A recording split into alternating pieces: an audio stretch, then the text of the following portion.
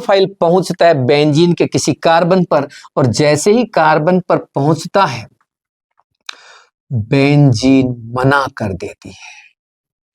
Benzene बोलती है इससे कि ना बाबा ना, हम अटैक नहीं करवाएंगे। कि भाई क्यों, मुझे तो अटैक करना पड़ेगा, गरम कर रहे हैं लोग, लुईस एसिड लगा हुआ है पीछे, नहीं अटैक तो करना पड़ेगा। तो जब अटैक करना पड़ेगा तो ये बोलती है कि फिर ऐसे कर, मेरे को तैयार हो लेने दे। अब ये तैयार हो रही है रिंग, क्योंकि ये इलेक्ट्रोफाइल है ना, ये भी तो पॉजिटिव चार्ज्ड है, तो इसे भी तो अपने ऊपर पॉजिटिव निगेटिव बनाना पड़ेगा ना, तभी तो जुड़ेगा ना भाई ये इससे।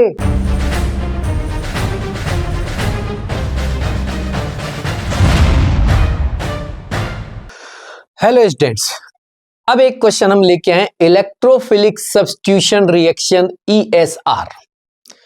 हमने अभी तक फ्री रेडिकल सब्स्टिट्यूशन कंप्लीट कर ली है। अब हम लेके चल रहे हैं इलेक्ट्रोफिलिक सब्स्टिट्यूशन रिएक्शन से क्वेश्चन। वो किसी भी तरीके से आ सकता है। सवाल आ सकता है कि what is the reactivity order of sulphonation for benzene, hexadeuterobenzene, hexatritiobenzene, यानी कि C6H6, C6D6, C6T6 में आपको सल्फोनेशन का ऑर्डर बताना है। आपको ऐसे 4 ऑप्शन मिल सकते हैं, मैंने 2 ही लिखे हैं। आपको इसमें से सही ऑप्शन को सेलेक्ट करना होता है। एक तरीका तो ये क्वेश्चन का। दूसरा तरीका, what is the reactivity order for nitration, यानी कि NO2 प्लस आयन यानी कि नाइट्रोनियम आयन का मुझे अटैक करना है, और इन चारों में मुझे ये बताना है कि किस में रिएक्टिविटी ज्यादा होगी और किस में कम होगी मेरे बालकों। अगला क्वेश्चन है, give the ESR reactivity. ESR मतलब यहाँ SE रिएक्शन से है, यानी कि इलेक्ट्रोफिलिक सब्स्टिट्यूशन रिएक्शन से आपको रिएक्टिविटी ऑर्डर बतानी है। चारों जो स्ट्रक्चर दे रखी है उनके अंदर आपको पता करना है कि किस में ज्यादा रिएक्टिविटी हो सकती है। इस रिएक्टिविटी का पता लगाने के लिए आपको सबसे पहले एक ही काम करना पड़ेगा, इसके मैकेनिज्म को ढंग से समझना पड़ेगा मेरे बच्चों। और मैं आपको पूरा यकीन दिलाता हूं कि एक सवाल नीट में इससे भी देखने को मिल सकता है, बहुत ही शानदार सवाल। इसको करने के बाद, यानी इस मैकेनिज्म को करने के बाद आपको ये तो याद हो ही जाएगा, मैकेनिज्म तो हो ही जाएगी, साथ में आपको एरोमेटिक कंपाउंड्स की जो सीरीज है, जैसे कि अपने सिलेबस में फिनॉल है, फिनॉक्साइड आयंस के बारे में भी है, इसके अलावा नाइट्रोबेंजीन है, एनिलीन है, इसके अलावा बेंजेल्डिहाइड है, कार्बोक्सिलिक एसिड है। ये जो चीजें हैं इनकी रिएक्शंस भी आपको समझने में आसानी होगी, यानी कि इनको करने के बाद वो भी आप इजी वे में समझ लोगे। तो शुरू करते हैं पहले इसकी मैकेनिज्म, फिर इस क्वेश्चन को मैं, यानी इन तीनों क्वेश्चंस को मैं आपको एक एक करके समझाऊंगा विद देयर सॉल्यूशन। पहले कॉन्सेप्ट को समझिए। देखिए बच्चों, इलेक्ट्रोफिलिक सब्स्टिट्यूशन रिएक्शन यानी ESR रिएक्शन में होता क्या है। एरोमेटिक कंपाउंड्स के द्वारा दी जाती है रिएक्शन। तो पहली लाइन तो याद रखना, given by ESR mechanism, given by aromatic compound. यहां एरोमेटिक से मेरा मतलब है benzene and it's derivatives, benzene and it's derivatives समझने की कोशिश करें। बेंजीन की या बेंजीन जैसे डेरिवेटिव्स की, like phenol, aniline, nitrobenzene, benzoic acid, इनकी रिएक्शन करने के लिए आपको ये पता होना चाहिए कि आखिर रिएक्शन में शुरुआत कहां से होती है, ये रिएक्शन इनिशिएट कैसे होती है। ये रहा बेंजीन, और यहां मैंने किसी रिएजेंट की रिएक्शन करा दी। आप कोई भी ENU टाइप का रिएजेंट ले लीजिए, मेरे कहने का मतलब आप यहाँ HONO2 ले लीजिए, या कोई और H2SO4 ले लीजिए, या कोई भी आप ऐसा कंपाउंड जिसमें इलेक्ट्रोफाइल न्यूक्लियोफाइल बनते हैं वो ले लीजिए और रिएक्शन कराइए। रिएक्शन होगी तो बेंजीन की रिंग पर जो मौजूद H है, उस H का रिप्लेसमेंट होगा E से। E जुड़ जाएगा, H हट जाएगी, और H जुड़ जाएगी NU के साथ, आपको मिलेगा ये प्रोडक्ट। गौर से देखिए, इस रिएक्शन में एक इलेक्ट्रोफाइल ने एक H को रिप्लेस कर दिया और खुद जुड़ गया। तो अटैक करने वाला जब इलेक्ट्रोफाइल होता है तो रिएक्शन का नाम इलेक्ट्रोफिलिक सब्स्टिट्यूशन रिएक्शन और मैकेनिज्म हो जाता है। सबसे पहले मैं आपको बता दूं इसकी मैकेनिज्म में हुआ क्या था। ENU dissociate into part E plus and NU minus. ये चाहे तो इटसेल्फ भी हो सकता है और चाहे तो ये पोजीशन जो है, ये जो डिसोसिएशन हुआ है, ये डिसोसिएशन किसी लुईस एसिड की प्रेजेंस में या कैटलिस्ट की प्रेजेंस में भी हो सकता है। सपोज दैट यहां मैंने लिख दिया सेल्फ आयोनाइजेशन। जिनका सेल्फ आयोनाइजेशन हो जाता है वो सेल्फ प्लस और माइनस में टूट जाएंगे, या फिर जो नहीं टूट पाएंगे उन्हें लेविस एसिड के माध्यम से ब्रेक कर दिया जाएगा। यह कंडीशन है इसकी, यानी कि इस रिएक्शन में आपको क्या करना है कि इस रिएक्शन के अंदर आपको बॉन्ड तोड़ना है और एक प्लस और एक माइनस यानी कि एक इलेक्ट्रोफाइल और एक न्यूक्लियोफाइल जनरेट करना है। After that reaction proceed in next step, यानी कि अब बेंजीन की रिंग के पास जाने की बारी है और रिंग के पास जाएगा कौन, E प्लस या NU माइनस। ये बड़ी भारी समस्या है कि भाई इलेक्ट्रोफाइल पहले जाएगा या न्यूक्लियोफाइल। तो काइंड ऑफ इंफॉर्मेशन मेरे बालकों, न्यूक्लियोफाइल नहीं जा सकता। न्यूक्लियोफाइल के पास इलेक्ट्रॉन डेंसिटी ज्यादा होती है। तो क्या बेंजीन को कम समझ रहे हो आप? 3 पाई बॉन्ड हैं बेंजीन के पास। बेंजीन के ऊपर नीचे चारों तरफ इलेक्ट्रॉन्स का, पाई इलेक्ट्रॉन्स का इतना जबरदस्त क्लाउड रहता है कि हाईली निगेटिव नेचर की होती है। इस वजह से दूसरे निगेटिव को अपने पास भटकने तक नहीं देती है और इस रिपल्शन की वजह से यहां अटैक नहीं कर पाता है। दूसरी समस्या ये आती है कि सर ये जो E प्लस है, ये E प्लस इस पे अटैक करता है तो क्या होता है? तो जब E प्लस इस पे अटैक करता है तो एक कार्बोकैटायन जनरेट होता है एज ए इंटरमीडिएट। और कार्बन पे प्लस आना कोई बुरी बात नहीं है। कार्बन एक इलेक्ट्रोपॉजिटिव एटम है और इलेक्ट्रोपॉजिटिव एटम के ऊपर पॉजिटिव का चार्ज टॉलरेबल है, टॉलरेट किया जा सकता है। इसका मतलब इलेक्ट्रोफाइल के अटैक पॉसिबल हैं, इलेक्ट्रोफाइल रिंग पे अटैक करेंगे। अब तीसरा सवाल कि साहब अटैक करने का मतलब आप क्या सब्स्टिट्यूशन कराने वाले हैं? हाँ। H को हटाकर उसकी जगह E को बिठाने वाले हैं? हाँ। क्यों सर आप एडिशन क्यों नहीं करा रहे? आपने पीछे एल्कीन एल्काइन में भी तो ऐसे ही किया था। आप यहां भी ऐसे पाई बॉन्ड ब्रेक कर दो और पाई बॉन्ड ब्रेक करने के बाद एक कार्बन पर E जोड़ दो और एक पर NU जोड़ दो। इसमें क्या प्रॉब्लम है? नहीं, ये क्यों नहीं हो रहा? सब्स्टिट्यूशन ही क्यों होता है? बात तो सही है आपकी, पाई बॉन्ड टूट जाएगा, लेकिन मैं आपसे पूछना चाहता हूं कि ये एक एरोमेटिक कंपाउंड है ना, और ये क्या हो गया? Non aromatic. अब आप थोड़ा सा तनिक सा दिमाग लगा के सोचो, एक एरोमेटिक कंपाउंड बेवकूफ है क्या जो रिएक्शन करके अपने आप को नॉन एरोमेटिक करेगा?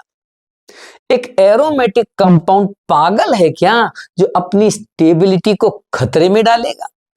पहली कोशिश वो यही करेगा कि एरोमेटिक है और एरोमेटिक ही बना रहे। इसलिए ये इस तरीके की रिएक्शन भी बहुत कम देता है। इसी का मतलब ये ऐसा नहीं है कि बेंजीन या एरोमेटिक कंपाउंड एडिशनल रिएक्शन नहीं देते, देते हैं। आप क्लोरीनेशन कराइए, आप हाइड्रोजनेशन कराइए, आप ओजोनोलाइसिस कराइए, आप बहुत सारी चीजें इस पे ऐड कर सकते हैं। लेकिन अगर आपने कंडीशन ले ली ये वाली सेल्फ आयन, ये लेविस एसिड वाली कंडीशन अगर आपने ले ली, तो फिर ये मान लीजिए कि यहां अब क्या होगा? यहां अब सब्स्टिट्यूशन होगा, एडिशन नहीं। कैसे? सबसे पहले इलेक्ट्रोफाइल बेंजीन की रिंग के पास पहुंचता है। अब बात यह आती है कि ये अटैक कहां करे। तो चूंकि बेंजीन की रिंग पे कोई और तो है नहीं, अब जब कोई और नहीं है तो ये आराम से बेंजीन की रिंग के किसी भी कार्बन पे जाके अटैक कर सकता है। वहां इसको एक H जरूर मिलेगी। लेकिन अगर मान लीजिए इस रिंग पे पहले से कोई ग्रुप होता, सपोज दैट कोई प्लस I ग्रुप होता या माइनस I ग्रुप होता, प्लस M ग्रुप होता या माइनस M ग्रुप होता, यहां कोई भी ग्रुप लगा होता, तो फिर इलेक्ट्रोफाइल की मर्जी नहीं चलेगी कि जहां मेरा मन करेगा मैं वहीं अटैक कर दूंगा, ऐसा नहीं चलेगा भैया।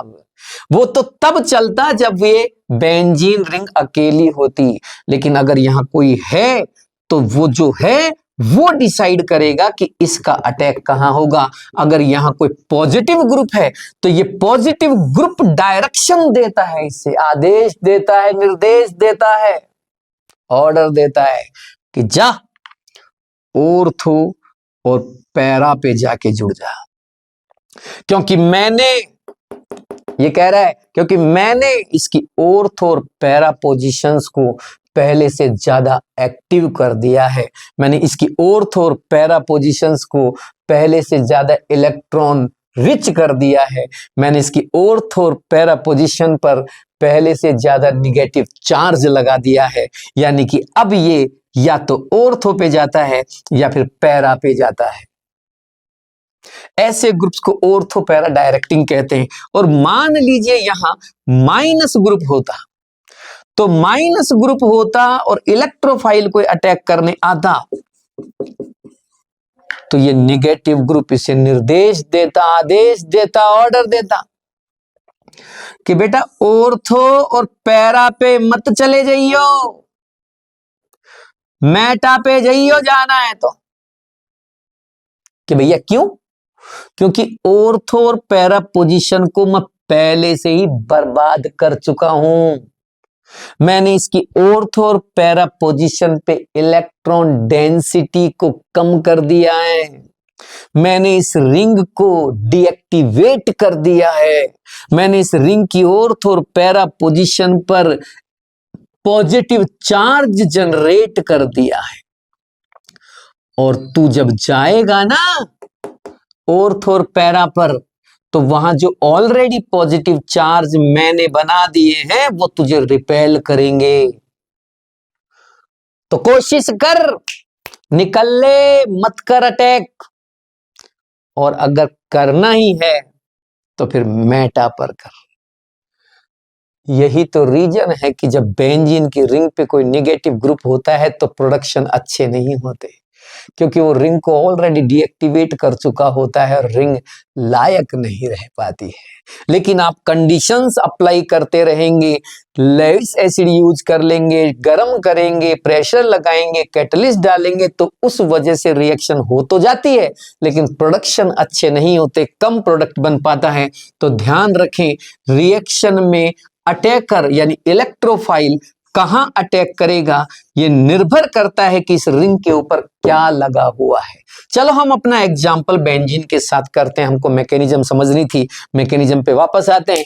इलेक्ट्रोफाइल पहुंचता है बेंजीन के किसी कार्बन पर, और जैसे ही कार्बन पर पहुंचता है बेंजीन मना कर देती है। बेंजीन बोलती है इससे कि ना बाबा ना, हम अटैक नहीं करवाएंगे। कि भाई क्यों? मुझे तो अटैक करना पड़ेगा, गरम कर रहे हैं लोग, लुईस एसिड लगा हुआ है पीछे, नहीं अटैक तो करना पड़ेगा। तो जब अटैक करना पड़ेगा तो ये बोलती है कि फिर ऐसे कर, मेरे को तैयार हो लेने दे। अब ये तैयार हो रही है रिंग, क्योंकि ये इलेक्ट्रोफाइल है ना, ये भी तो पॉजिटिव चार्ज्ड है, तो इसे भी तो अपने ऊपर पॉजिटिव निगेटिव बनाना पड़ेगा ना, तभी तो जुड़ेगा ना भाई ये इससे। अब ये कैसे जुड़े भाई? ये इधर शिफ्ट करे इलेक्ट्रॉन को या इधर शिफ्ट करे, वो कहीं भी कर सकती है। क्यों? क्योंकि दोनों तरफ एक ही तो बात है, पूरी सिमेट्रिक है, ये तो कहीं भी अटैक कर सकता है। तो ये पाई बॉन्ड का जो इलेक्ट्रॉन है वो इधर भेजे चाहे इधर भेजे, एक ही बात है, कहीं भी भेज दीजिए आपका जहां मन करे, क्योंकि बेंजीन में तो कहीं और कुछ लगा हुआ है नहीं। मैंने पाई बॉन्ड को इधर भेज दिया या इधर भेज दिया, जिधर भी भेजा उधर ही इलेक्ट्रोफाइल जाएगा। ये है प्लस इलेक्ट्रोमेरिक इफेक्ट, याद करो एल्कीन में भी आया था ऐसे। सर ये तो एडिशन हो रहा है, देखो तो सही। जैसे ही ये नेगेटिव हुआ, इलेक्ट्रोफाइल का अटैक हो गया, लेकिन बेंजीन भी चालाक थी। उसने लगी हुई H को तब तक नहीं छोड़ा जब तक उसे पता नहीं लग गया कि मुझे कोई दिक्कत नहीं है इसके अटैक से। और जैसे ही E+ इस पे जुड़ा, इस कार्बन पर पॉजिटिव बना रह गया। जैसे ही इलेक्ट्रॉन इधर शिफ्ट हुए, इस पे माइनस आया, माइनस पे E+ जुड़ गया और यहां प्लस बन के रह गया। अब बेंजीन H को तब तक नहीं छोड़ेगी जब तक वो ये पूरी तरह से देख नहीं लेती कि मैं इस पॉजिटिव चार्ज को सह भी पाऊंगी या नहीं। तो इसने देखा कि ये लो जी, मेरे साथ तो कॉन्जुगेशन चल रहा है, या कोई दिक्कत नहीं है, पॉजिटिव को हम एक्सेप्ट कर सकते हैं। और ये पॉजिटिव चार्ज रेजोनेंस में पार्टिसिपेट कर गया। और जैसे ही पॉजिटिव चार्ज ने रेजोनेंस किया तो क्या हुआ, इलेक्ट्रॉन इधर शिफ्ट हुए पाई बॉन्ड के, इनके बीच हो गया डबल और यहां आ गया प्लस। ये बन गई स्ट्रक्चर, ये बेंजीन की डब्बी, ये लगा है H, ये लगा है E और ये बन गया डबल और प्लस आ गया नीचे और डिजाइन बन गई ऐसी। अभी रेजोनेंस खत्म नहीं हुआ है और हो सकता है, क्योंकि कॉन्जुगेशन अभी बाकी है मेरे दोस्त। एक बार फिर से ऐसा ही हुआ। H को तब तक नहीं छोड़ेगा बेंजीन रिंग जब तक पूरा काम नहीं हो जाता। फिर से इलेक्ट्रॉन की शिफ्टिंग इधर, ये हो गया डबल, यहां आ गया प्लस। ऐसे 3 रेजोनेटिंग स्ट्रक्चर्स बना के इसने अपने आप को स्टेबल कर लिया, अपने आप को संभाल लिया। अब इन तीनों को देखें गौर से और इनका हाइब्रिड बनाएं तो देखो मेरा बेटा, यहाँ H है, यहाँ E है और ये जो पाई बॉन्ड है वो आधे रिंग में घूम रहे हैं। देखो ये आधे रिंग में घूम रहे हैं और पॉजिटिव चार्ज कभी ऑर्थो पर, कभी पैरा पर, कभी ऑर्थो पर आ रहा है। यानी कि 3 जगह पॉजिटिव चार्ज को उसने बांट लिया है। इसका मतलब पॉजिटिव चार्ज का डिस्पर्शन हो गया और चार्ज का डिस्पर्शन जब हो जाता है तो कैटायन स्टेबल हो जाता है। तो भैया इसने अपने आप को स्टेबल कर लिया। ये काम, ये रेजोनेंस, ये डिजाइन देखने वाले आदमी का नाम था scientist Wieland, WHEALAND, Wieland intermediate भी कहते हैं इसे। आप इसे सिग्मा कॉम्प्लेक्स के नाम से भी जान सकते हैं और आप चाहें तो इसे एरीनियम कैटायन भी कह सकते हैं। गौर से देखो, यही है वो स्लो स्टेप जिससे रिएक्शन की पूरी जानकारी और इंफॉर्मेशन मिलेगी आपको मेरे बच्चों।